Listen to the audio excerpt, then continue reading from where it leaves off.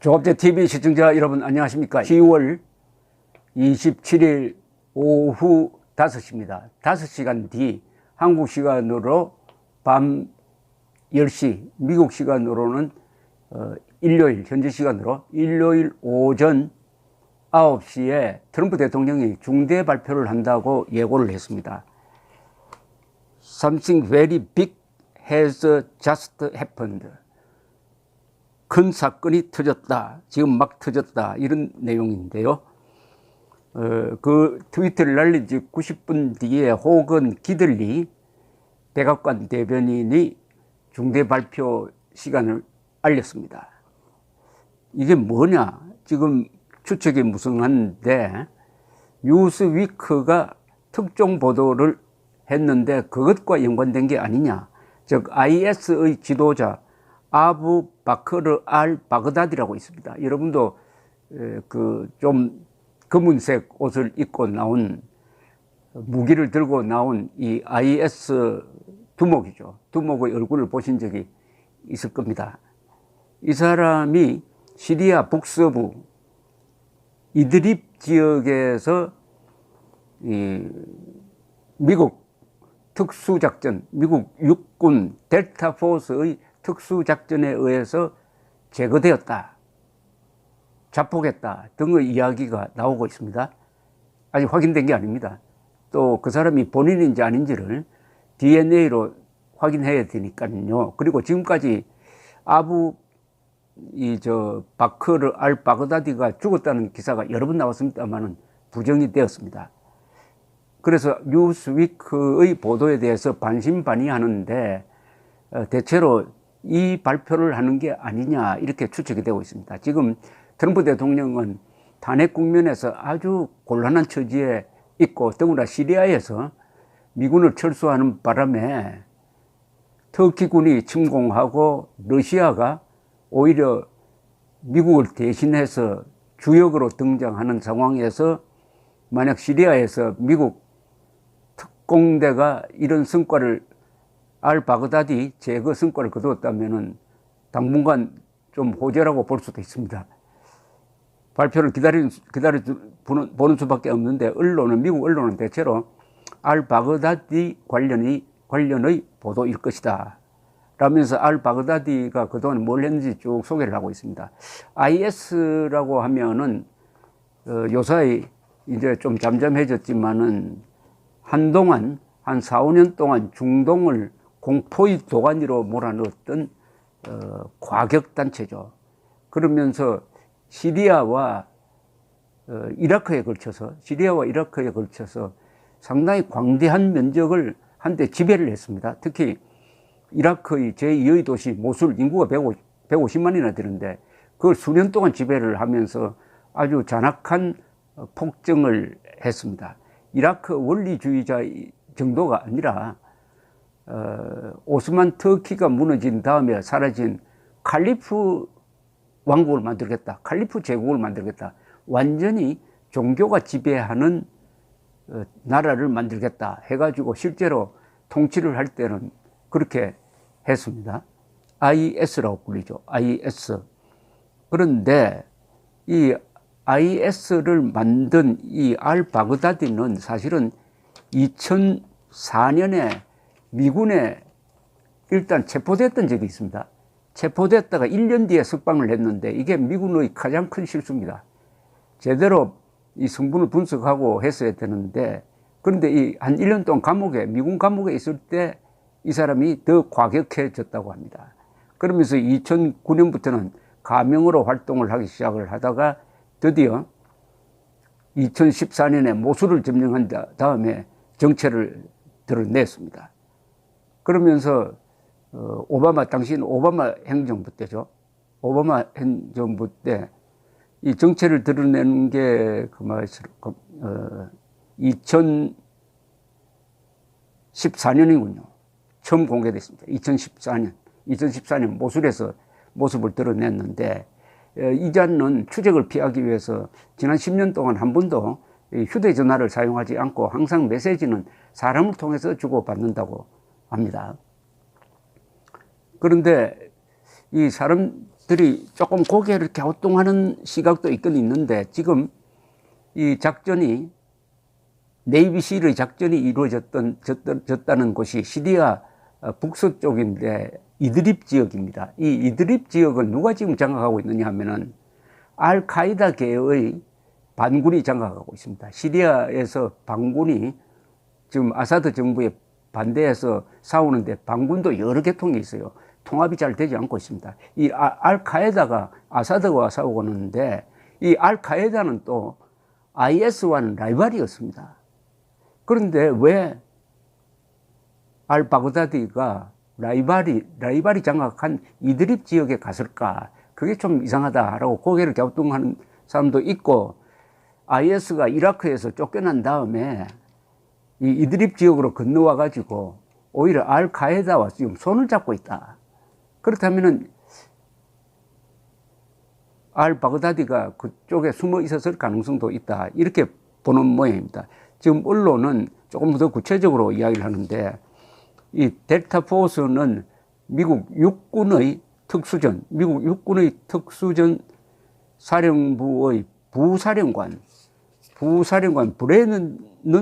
브레넌 소장이 이 작전을 지휘했다. 이렇게 좀 구체적으로 나옵니다.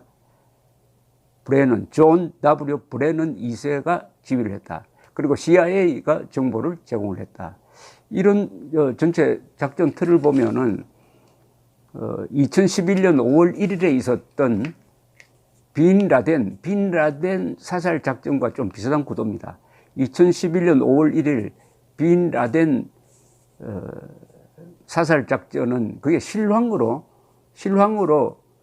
백악관에서 중계를 보았습니다. 이 당시에 힐러리 국무장관 그리고 CIA 부장 오바마 등 이런 사람들이 그 상황실에 앉아가지고 그 빈 라덴이 숨어 있는 파키스탄의 아보타바드 지역에 있는 한 독립가옥으로 들어가서 사살하는 장면까지 실시간으로 이렇게 구경하는 장면이 사진 찍히기도 했습니다. 참 이게 유명한 영화로 됐습니다. 제로 다크 서티라는 영화가 있습니다. 저도 봤는데 다큐멘터리식으로 아주 흥미롭게 되어 있습니다. 이것도 미국 CIA가 정보를 제공을 하고 오바마 대통령이 결단을 해서 작전을 지시를 했습니다. 이때는 파키스탄에 숨어 있었습니다. 그리고 밤에 두 대의 해군 네이비실 두 대의 헬리콥터로 침투를 했습니다. 그때 네이비실 특공대원 24명이 탔어요. 그런데 이거 아프가니스탄에 살지 않고 파키스탄으로 피해 와서 사는데 파키스탄에 통보를 하지 않고 바로 들어갔습니다. 밤에. 만약 파키스탄이 알면은 막 격추했을 것 아닙니까? 그런데 몰래 침투를 했는데 이게 독립가옥 마당에 착륙하다가 헬리콥터 한 대가 또 이 사고가 났습니다.